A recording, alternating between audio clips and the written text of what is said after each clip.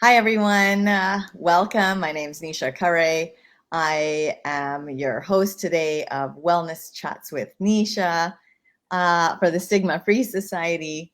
I'm the co-founder of Human Biography and Women of Wonder Global. I'm a director, producer, registered clinical counselor, and through this Facebook Live event, I'm representing the Stigma-Free Society, a Canadian registered charity that aims to reduce stigma of all kinds, with a focus on mental health. And so they promote mental wellness education for youth while providing resources for educators and school counselors and parents and guardians. And the Society's goal is to create awareness of the various stigmas that exist in the world, develop an understanding of the challenges that numerous people face, and encourage people to foster acceptance of themselves and others. And to learn more, please visit us at www.stigmafreesociety.com. And now I would like to welcome our fantastic guest. Please welcome Spencer Beach. Hi, Spencer. Welcome to Stigma Free. Oh, I think you are on mute. And for some reason, there we go. Sorry. Thank you, Nisha, and thank you for having me today. Yes, no, we are thrilled. And so I want everyone to know a little bit about Spencer. And first, Spencer, why don't you tell us where you're located and what it's like right now where you're at? Well, I'm located in Edmonton, Alberta, and it's 2 degrees Celsius, which is like 34, 36 degrees Fahrenheit for our US friends. And we had freezing rain this morning, so the roads were horrible. My kids were over an hour late to school, and there was reported 40 ambulance calls for people who had slipped and fallen and were injured. So it was a little bit hazardous this morning. So I'm very thankful I work in my office or out of my own home, and that's my office. Goodness. Wow, that sounds like a lot. So, okay, I'm not going to complain about the rain here in Vancouver. So Edmonton, right? Just keep on going, Edmonton. You've got this. Yeah. And so, Spencer, I'm just going to tell everyone a little bit about you. So Spencer Beach was a young, hardworking man when he endured a horrific chemical fire at work that left him permanently disfigured and scarred. And he had burns to 90% of his body and was given a 5% chance to live. 5%. The doctors told him he would have a poor quality of life if he did survive, and that he would never work again, and that he would always feel pain, and that his wife would probably leave him. And he was given a label of a burn survivor. But Spencer didn't allow them to write his story, and instead he wrote his own narrative. He's now an international motivational speaker, a best-selling author, active in the community, pain-free, husband, father, and the hottest man you'll ever meet, Spencer Beach. So Spencer, quite the experience you've had, quite the ride and the journey, and maybe you can tell us a little bit about, your story and how you got to where you are today. So I grew up as a third generation flooring installer. My grandfather started up the first flooring company here in Edmonton in 1939. And it was just in my blood. I went on my first job when I was 6 years old. And when I graduated high school, I made some mistakes in high school. Going talking about stigma free, I wanted to be popular more than anything. So in order to fit in, I made some mistakes and did some drugs and some drinking and smoking. Prior to high school, I was a straight A student. And then, I graduated high school, just barely graduated. I knew my diploma was important, but, at that time, it wasn't really my focus in life. Yeah. And then, so I graduated high school and I jumped right into the trades. I'd been doing this already for 10 plus years in my life. And at one time I was the youngest installer in Edmonton to run a crew. And then at the age of 29, things were progressing and I no longer installed floors. I worked for a different company, not my dad's company. And we worked in the new home industry where I was a service guy. And basically what I did every day was I cleaned up other qualified installers' mistakes. I was extremely skilled at what I did. I had great personal skills. So dealing with the customers, they were usually extremely mad. It's a brand new home and you have all these things that need to be fixed. And, my job was to calm them down, do a good job and make them happy. And then on April 24th, 2003, I woke up And there was one job I was to go to. I didn't want to go to it. My gut was telling me just not to do it. At the same time, though, in the industry I was in, we didn't have any safety rules to follow. The laws were there, but none of the employers followed them. So I didn't have a full understanding or appreciation of, what I was entitled to as a worker. And I had this aspect in my mind that if I didn't do my job, I'd lose it. And my dad always taught me, like you do a good job, you go to work, you work hard. And, it was ingrained in me at a young age. And I told my wife, she was 4 months pregnant with our first child. My wife's name is Tina. And I told her, I don't want to go to work, but, I sucked that gut feeling. I swallowed it down deep inside, convinced myself I was going to be fine. How we tend to do that when our better sense is talking to us. And then we're like, whatever, I'll just do it anyways. It'll be fine. And I got to that job at 1 p.m. I was being sent in to remove vinyl flooring from mostly the main floor of a brand new home. And my employer at the time had a method where you use a chemical. It was a contact thinner, really close to a paint thinner. And we used it by gallons, like just dumped it all over the floor. It reactivated the glue. And it made removing this floor really, really easy. Unfortunately, though, it came with a side effect, and it was highly explosive. And that was that gut feeling I had is when I worked doing this job in the past, I could taste it, the chemical on my tongue hours after leaving the job. And it's because I was breathing the fumes out as I was inhaling them in, they were leaving my body later on. And I didn't want to taste that again, right? But my wife's pregnant. We have a brand new home. She just lost her job. I'm number 2 in the crew. The home had to get finished. We're the last major trade. Like if you miss a move-in date, there's major financial penalties. I just had all these reasons to ignore my better sense and go and do the job. It was about 4 p.m. The chemical ignited. It was the furnace started, and when the furnace turned on, it pulled all the fumes down to the furnace and ignited them, shot them back up. And it was a violent explosion. Wow. And that's the start of the journey. Wow. What an experience. And so you then were like, did you remember anything at that point? Were you just rushed to the hospital? Did you wake up in the hospital? What was your... So the answer is yes, yes, and yes. Wow. I remember it all. Wow. So it was immediately going in a room that we're all sitting in now to being filled with flames. And I was right at the front door when it happened, and I sprung up from my knees, but there was a loud whistle just prior to the fire. And that loud whistle was all the air being pulled into the house because it needed a lot of oxygen to feed this explosion that was about to happen.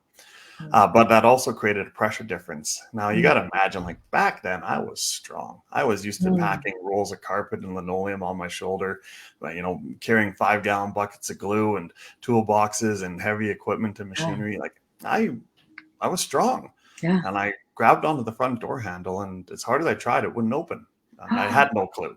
I didn't understand at the time. In fact, all that was going through my mind was just, holy SHIT, you got to get the hell out of here, right? So I ran between the front door and the garage door a total of twice each time, so 4 times in total. And the doors weren't opening. And I could feel my clothes burning and melting. I could feel the pain was deep inside of me. There was a huge howl. I wouldn't even want to say roar. It was like just a howl coming from the fire. Wow. And I could smell my hair burning and melting, and the skin, out of all the sensations, the skin on my cheeks, I could feel it shrinking. And oh my goodness, it was horrible. There's no other way to put it. I got to the garage door the second time and it wouldn't open, and I had no clue what was going on. Why I couldn't open these doors, which were opening just 20 seconds ago. And the fire was burning at 1,500 degrees Celsius, which is more than double the heat of the average house fire. It was hot, and within 20 seconds, I was done. I couldn't get out, and I just wanted it over. So I collapsed into a ball, and I interlocked my fingers over the back of my head.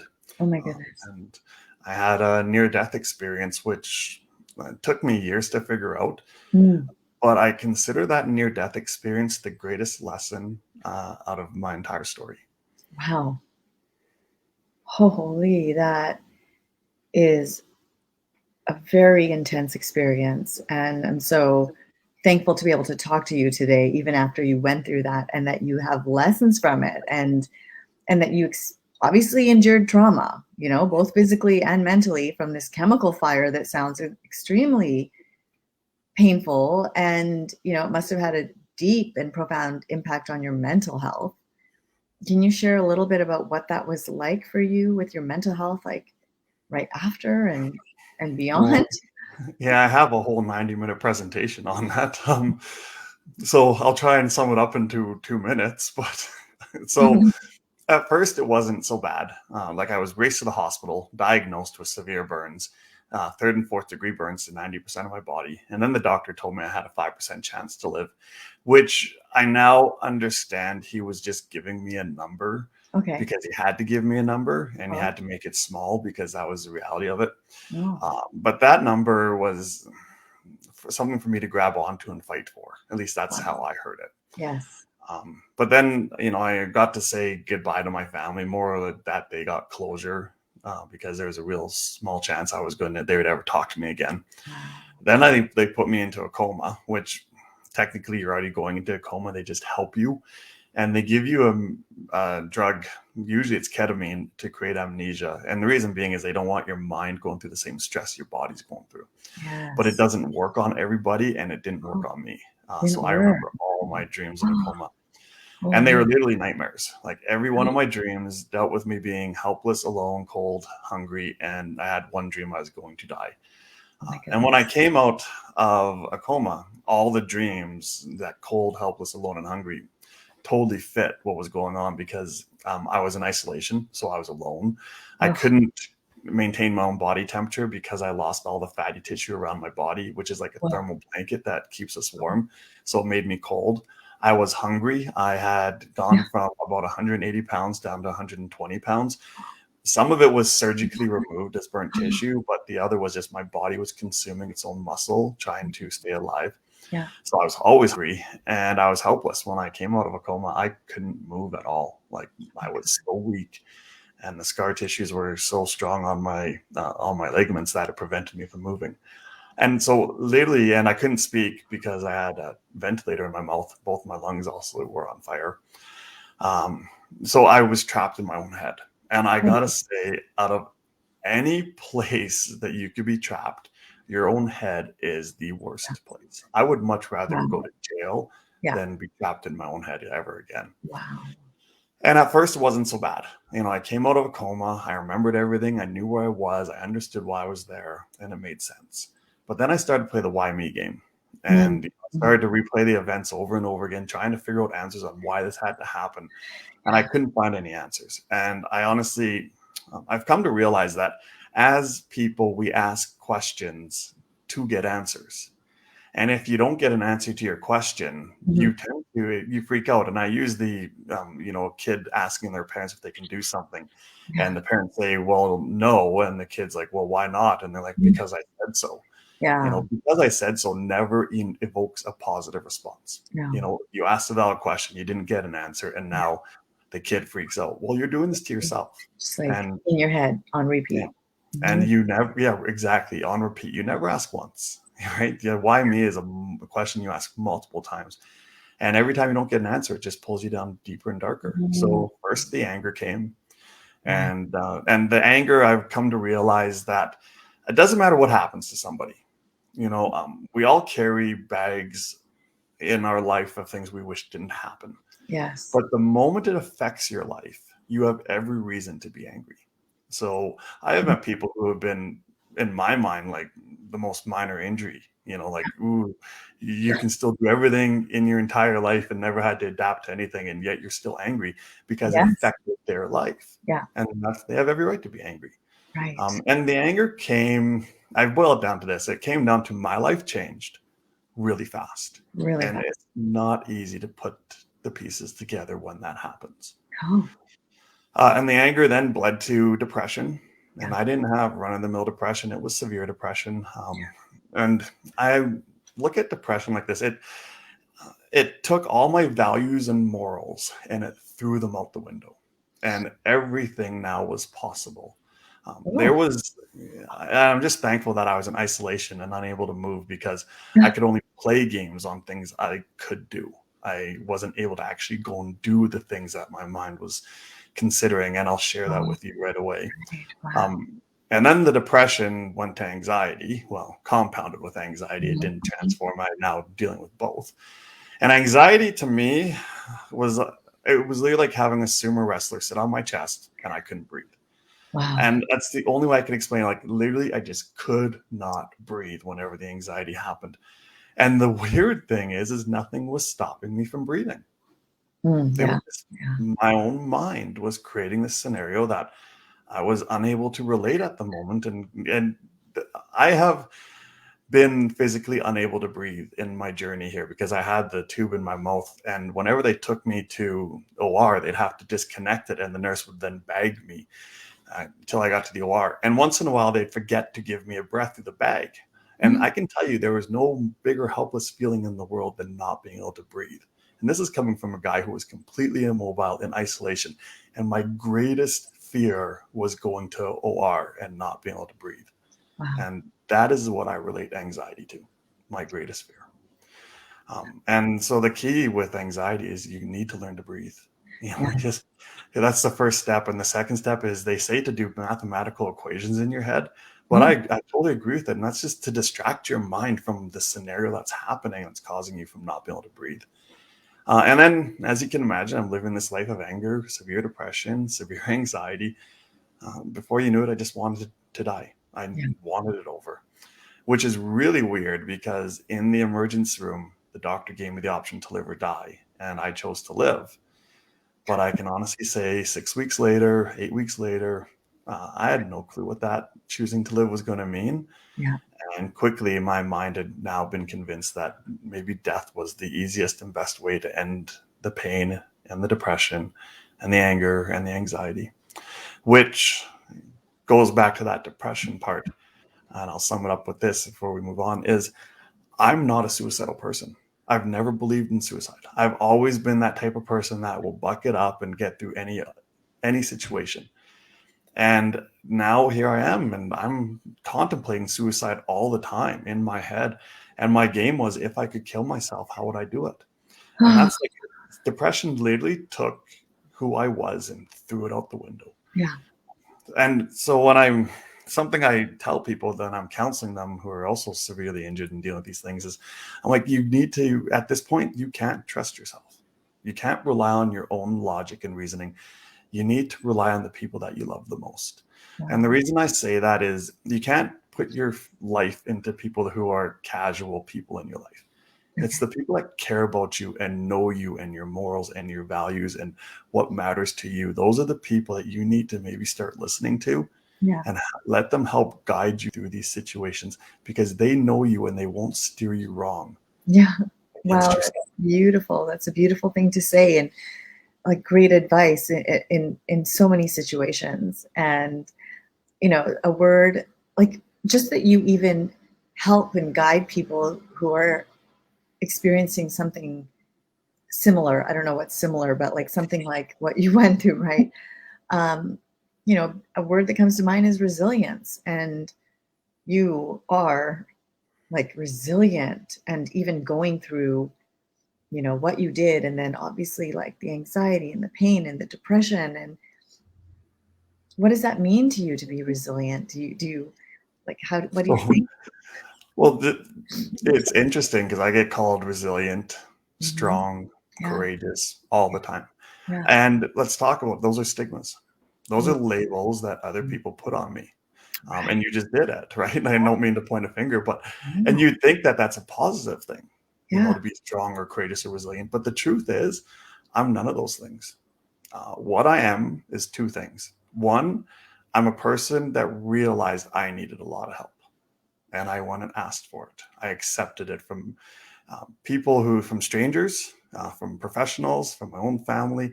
There was no way. I often say, like, when my life got destroyed, it took a community to lift me back up. Wow. And I will tell you, early on in the hospital, I fought getting better because I didn't believe I could. And when I fought getting better, I pushed away all the help that was there. Yeah. It wasn't until my child was born that I realized that I had someone worth fighting for. And it wasn't even myself. I chose to fight for someone else who I cared about. And that is when I really started to embrace the help and grab onto it. And Wow. that's then leads me to the second thing that makes me appear strong and courageous and resilient is I have a really strong support network. Wow. But I find most people do. The Mm. problem is when you're angry and depressed and Mm. anxious, you tend to push those people out of your life. Yeah. And they get to a point where they're like, I didn't ask to be dumped on every time I see you. Yeah. And There's only eventually, so much I can take, and then I gotta and remove then, myself. Yeah. And then you find yourself alone, mhm. even though you didn't really But want that. here's the thing though, is I had to dump because I was dealing with a lot. I look at it like a balloon. My life was a balloon, Yeah. and that anger and depression, anxiety was filling the balloon. And if it kept on filling the balloon, it would explode. Yeah. So you have to release that energy out of the balloon. And unfortunately, what happens is the times when you release it, the people that are in the room when you can't take it anymore are your loved ones. And Yeah. they're the ones that see the explosions. They're the ones that get called the names. They're the ones that deal with the anger. And I've never met a single person that intentionally was going through recovery and meant to hurt the people they loved, Yeah. but it happens. Yeah. So the first part is you have to apologize. Like you have to be like, I'm sorry. I'm dealing with a lot right now. And I didn't mean to let it out, but it came out. And the second thing is you need to find better ways to release it. So I started to go to the gym when I could. And I found working out was a Wow. great way to me to release all that energy into objects I couldn't hurt emotionally. Wow. Amazing. That's amazing. And such a great way to, because you're right. We all fill with energy, whether it be like a positive energy or an angry energy or whatever it is, but like there has to be a release. And so exercise, I'm glad that you found your way. And even though physically it was probably very challenging to get to that point where you could just go and exercise, that probably took a lot of work. Um, again, so there's all these little things I found. I was putting barriers in my way. Mm. Like it's what I call false barriers. Okay. In the hospital, when I didn't believe I could get better, I was telling myself, I'll never walk again. I'll never go home. I'll never work again. Yeah. I'll never do all these things. Right. And the sad thing is, I was putting these perceptions in my path, preventing me from getting better, but I'd never tested them. Mm. So when it came to like working out again or doing sports or going back to work or anything, I have a belief, and that is, um, can I do it safely? And if the answer is yes, then why am I not trying? Oh, yeah. And the third part to that belief, though, is you're not going to do it perfectly the first time, Oh, yeah. Yeah. right? And that belief is because a lot of people, they want to do things perfectly the first time, especially when you're angry and depressed in that, and then you don't, and it makes you even angrier. But the reality is, Almost like setting yourself up for like a failure. You're like, it's not going to even work. And then it doesn't the way you want. And then you can have a reason to be mad. yeah, Yeah. and then you give up and Yeah. never try again.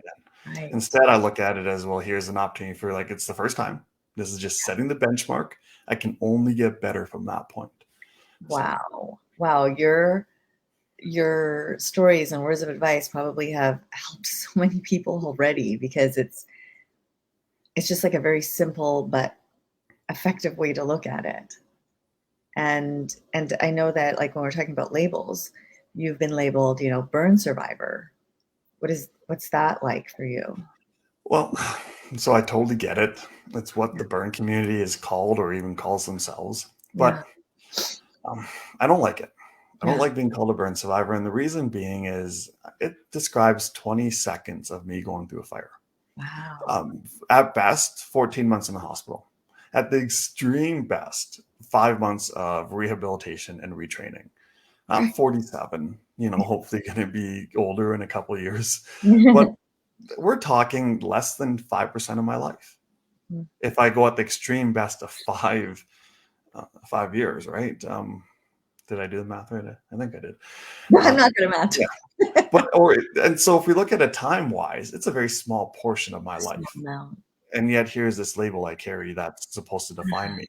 Well, let's look at a physical way. If you took my skin, which is where the burns are, and you stripped it off my body and weighed it, it would probably weigh a couple pounds. I'm 220 pounds, and you're gonna put this label over 5 to 10 pounds of skin. There's so much more to who I am than 5 or 10 pounds of skin or 5 years of a journey I went through.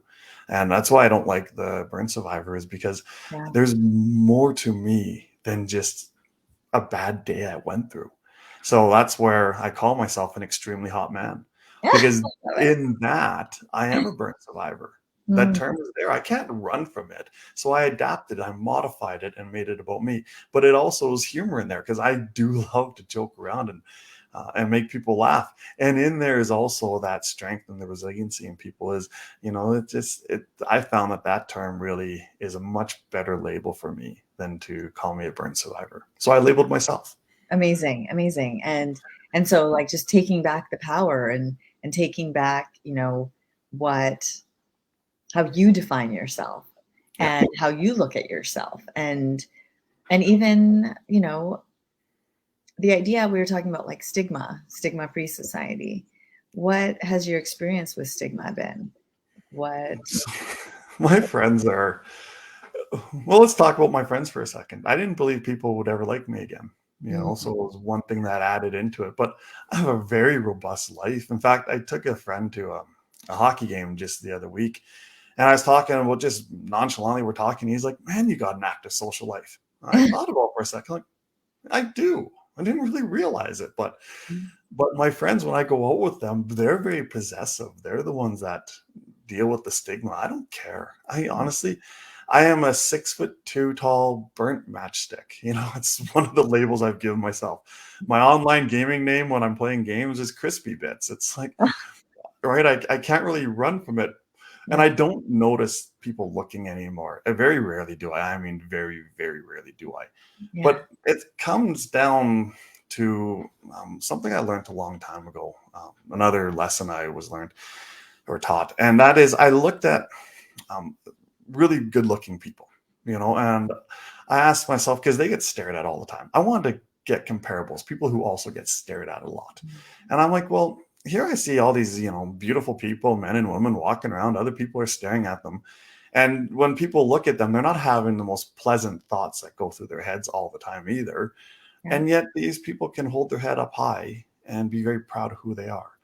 And I was like, well, when people look at me, all they have is one question, and that is, what happened to them? Right. And there's nothing wrong with that question. Okay. This is actually a completely normal question anyone could ever have. There's no rude thought or comment in there. Yeah. And I'm like, why can't I be proud of who I am? I look just as different as anyone else. We all look differently. Yeah. There's not a single person, even identical twins have differences, and yet they can be proud of who they are. Amazing. And so that's like, I'm not going to hide, because there was so much more to me for the world to experience than me hiding away because of how my skin is. So, wow, I just love that. I love that. And it's interesting how, as humans, we judge ourselves so hard all the time. I think most people do. And yet you're this example of, I'm going to love myself. I'm not going to judge myself. I'm going to love and appreciate who I am. I'm going to be proud. It's amazing. Well, another lesson I learned on that is, I looked at, in a month, how much money do you spend on your external appearance? From your hair products and your makeup and your soaps and your lotions. And, if you go to a clinic and get professional dermatology help or whatever the case, and the average person spends a lot of money in a month on their external appearance, including your clothes and everything else. 100%. And then in the same month, how much do you spend on your internal appearance? And there's a huge disconnect most people have that way. So, like, I don't pay for haircuts and I don't wear makeup. And in a month, I spend, I don't know, less than $50 on my, being clean and whatever else. But my internal appearance is really what shines through. And I found, if you have a heart of gold, that will outshine anything your skin can show people. Wow, Spencer, I just absolutely love that statement. And I think that's so powerful, because you are correct. Lots of money goes to the external, and people are encouraged to spend this money, and there's so much advertising for it. And then, so probably like thousands, right? Somebody might spend like, let's say even $1,000 a month on all these things. And then if someone were to say, hey, maybe like go to counseling, which might cost $125, like, no, too much money, or, oh, counseling, I don't need that. But like really, to shine from the inside, we have to do the work. It's not just the external stuff that matters. It doesn't. It's actually like what's happening within your heart. So what a beautiful message to share. And just think about how many times have you ever met someone and immediately knew they were angry Oh on the yeah. inside? Yeah. It shines through. Oh You yeah. can, and it's the same, like some of the most beautiful people I've met they have the biggest smiles on their face, and they don't care how big you are, how small you are, how rich you are. Yeah. They don't care about your status or your looks or anything. They're just happy to have met you. And, they remember your name, and, 2 months later, they're like, hey, how's it going? And it's like, Yeah. those are the people that, everyone wants to gravitate around, right? Yes. Yes. We need more of that in the world. And for us to even come to that understanding, like what does matter, like what, and you probably went through like so much of questioning, like what actually matters, like you said, like who's in your surrounding group of like support system, and like what matters in your life, and do you feel like that, through overcoming all of these obstacles, that like the way you like face the world and the way that you embrace the world and interact with others, that then like even me talking to you right now, that just kind of like spreads that positivity and that energy, just you can see it like even in your speaking, just kind of like touches people and changes things. I don't know. So you shared you're a speaker as well. Mhm. I've delivered over 1,500 presentations, Wow. and every single one of them, you can hear a pin drop. I just have the focus of people. So I have, my goal every day is this. I want to affect one person in a positive way every day. That's my Yes. goal. It's a small hurdle to climb, by the way. It's really easy to affect people in a positive way, just one person every day. Yes. And so when I do a presentation and there's a room of 1,500 people or 200 people or 50 people, and I just affected every single one of them, I'm like, well, I just met my entire goal for a year and a half, right? But it's, I still have to go out and do it the next day. But you did touch on something about what really matters. Yeah. And that takes me back to that near-death experience. And if I could, I'd like Yeah. to share with it, Please, because that's, please like I share said, about that. So the glad greatest you have that. experience I experienced. So when I was in the near-death experience, everything became extremely calm and peaceful. So It this is literally when it was you were in the home, and is this when you were like yeah, down? yeah, and I'm curdled in a ball and uh, giving up, wanting it to be over, and literally the howl disappeared of the fire, and the pain disappeared, and the feelings of the pain and the skin shrinking, it was all gone, and everything became very calm and peaceful, and it was literally like time stopped, and it gave me a chance to think. Um, Prior to the fire, I was focused on getting my job done and what I had to do the next day and paying my bills and what I'm going to eat for dinner. And I was going to plan my friend's bachelor party that night, and I had all these things that I had to do that day. Yeah. And most people call them stresses. That's what they label them as. I call them distractions, and Mm. for a good reason. But now I'm in the verge of death, and then this near death experience. And I can honestly tell you that all I could think about was my wife and our unborn child. I didn't care about anything else. I didn't care about the bills. I didn't care about my job. I didn't care about my friendships. I didn't care about my friend's stag. I didn't care about what I had to do the next day. I didn't care about nothing Yeah. other than my wife and my unborn child. Wow. And when I realized this from replaying the events over and over again, this is in a healing way years later, looking for answers that could be positive answers. I was looking for, what this moment meant to me. And I came to realize that those were my last thoughts. And Mm. if they were my last thoughts before I disappear into wherever you believe in, for me, it's heaven, but for everybody else, it's different. If those are my last thoughts, they ultimately have to be my most important thoughts. Yeah. And it turned out that the things most important to me were none of the things that were driving me crazy that day. Wow. So I managed the success of every day like this. Yeah. If at the end of the day, my family is happy, Yeah. healthy, and safe, Yeah. I had a pretty good day. Yeah. Wow. That's so beautiful. And, I think not so many people can say that they have experienced a near-death experience. And for you to be in that moment and to know, like, this is everything cleared and this is what was on your mind. What a beautiful way to, like, guide yourself every day. Like, I know what matters now. It's my wife and my child. And then So, everything becomes quite simple, I think, after that.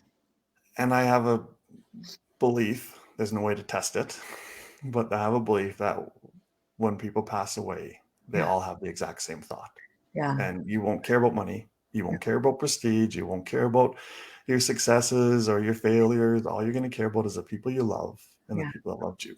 right. And if those are going to be your last thoughts, then why do we get so consumed with these stresses in our lives? Yeah, And that's why I call them distractions, because they're not, all they're doing is they're taking your mind and your eye off of what's truly important in life. And they're distracting you.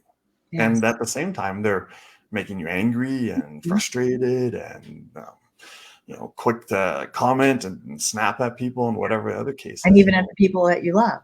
Yeah. Yeah. And like if those were your last thoughts, then why not make them your like first thoughts in the morning and thoughts that bring you back to like bringing a smile on your face or, Or just when life turns a corner that you didn't like, it's like, is that really that important? So, and another belief I have then is when I wanted to die in the hospital, I didn't see any hope. I didn't see any way out. And honestly, I think anyone who's suicidal can share that, that they don't see any hope in tomorrow. yeah, yeah, Uh, I sum it up as everything sucks and nothing was going to change. That's how I saw my life. And I truly believe that if someone yeah, had a life where everything sucked and it was never going to get better, there is only one solution. But you fast forward 5 years of my life and I survived and I'm happy and I've got a child and I'm active in my family and I'm now a motivational speaker and I'm through university and graduated with distinction for a guy who barely graduated high school, and I'm now wow, graduating university with distinction.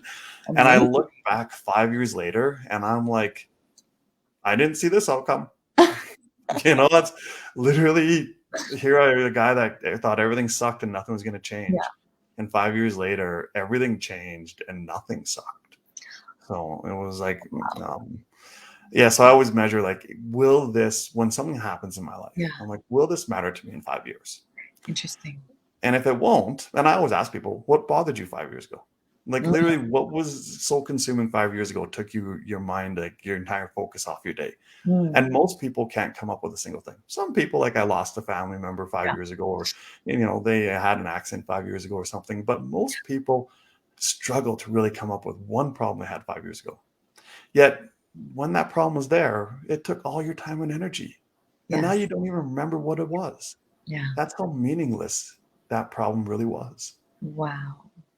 What what a great perspective, a way to kind of shift because I think that like having gone through anxiety and depression that when you're in that dark hole you think that nothing will change, but you're reminding us that yes, tomorrow can be different, 5 years from now can be 100% different.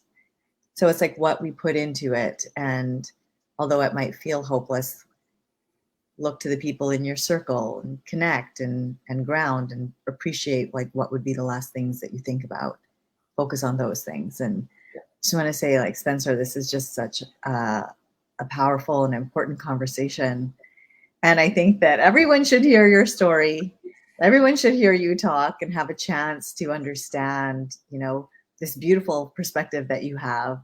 And so maybe you could share with our audience, like, how can people find more about you and your work and your story and maybe see you in person someday? Well, this is where I'm horrible at marketing myself. Yeah. So I really am. You can go to my website, spencerspeaks.ca. If you want more of my story, I did write a book. It's called In Case of Fire that you can get on my website. I Wow. don't deal with bookstores anymore. They're absolute bastards to deal with, in my opinion. And it's a best-selling book on my own. I managed to get it there without bookstore help. Wow. But it tells the first 7 years of the journey, and the last few chapters I dedicated to my wife and her journey. Because when someone's going through an event, and I'm not saying an injury, just an event in your life that you don't like, and it's causing anger and depression and anxiety and, the whole gamut of mental health issues, or just a singular one, it affects the people that are closest to you. They also go through that journey too. So I did put her story in there so that the support networks you can grasp the idea of what they're going through, but also for support networks that are listening today, you can get an idea of things that maybe you can do to help other people as well.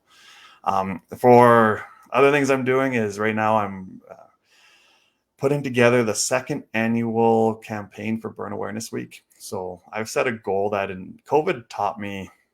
Let's talk about a bad day in my life recently. When COVID started, in 3 days, I went from having what was going to be the best year as a motivational speaker, and I've been really busy over the 18 years I've been doing this, to the worst year I ever had. And I had 3 days of a huge pity party. I just felt like, here goes my business. Everything I worked for, it's all gone. And then after 3 days, I stopped it, and I had to. And I literally, it's okay to have a pity party. It's okay to have a bad day, but if it turns into multiple bad days, you need to really put it in check. So instead, I was like, after 3 days, I'm like, all right, what can I do for me? Which is the question that I made up, because why me had no answers. So instead of asking why me, I asked, well, what can I do for me? And that was a moving Can you question. repeat that?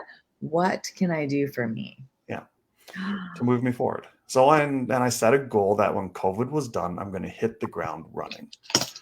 Which is happening. So, and one of the things in that is I'm doing this Burn Awareness Week campaign, because in 8 years when I retire, I want to give my talents and energy to community work full time.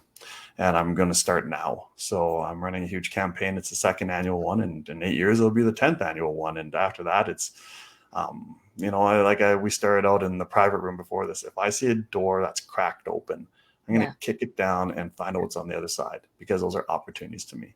So there's a way you can meet me or help me is support my Burn Awareness Week when it happens in February 6th to 12th, 2022.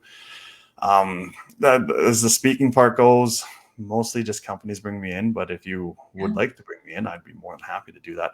But here's the biggest thing is, if you see me on the street and you're looking and you're like, well, what happened to him? Come up and ask me. Wow. And the same with any other person who's got severe disfigurements or dealing with something. Go and talk to them and say, hey, can you tell me your story? Wow. You'll find that 99% of them will be happy to give you their time. And the best part is when you're talking with them, you get to look all you want, and it's no longer staring. It's now a conversation. And at the same time, I'll probably tell you things and show you things that you would never have gotten just by staring. Like, my skin is baby soft. It's super, super soft. Or you can see the discolor in here. This skin, I'm the only one in Canada and one of 200 people with the skin in the world where they grew my skin in the lab. And I'm happy to share you with these positive things in my story or about me that you wouldn't know just by staring. So, wow. Love your positivity. This is just like a beautiful start to the day. And for everyone watching, I hope you take these messages and apply it in your life, even if just start to apply some of this today and see what happens. Because I think there were so many points you made that could just lift us up a little bit. And I wrote down what can I do for me? I'm going to put that on a sticky note and put it on my mirror as a reminder. And I just want to say it's a pleasure to meet you, Spencer, and just thank you for coming to the Stigma-Free Society and being part of our conversations. And just want to say to everyone else also, thank you for being here and being part of this. And, just know that you're not alone. Everyone's going through something, and that if we can all just talk about it and support each other, we can make the world a better place. And just reach out and create your communities. And we are here. We are part of your community. So thank you again, everyone. Thank you, Spencer. May this year be your best ever. Thank you. Thank you. Okay, everyone. Take care. Bye now. Bye-bye.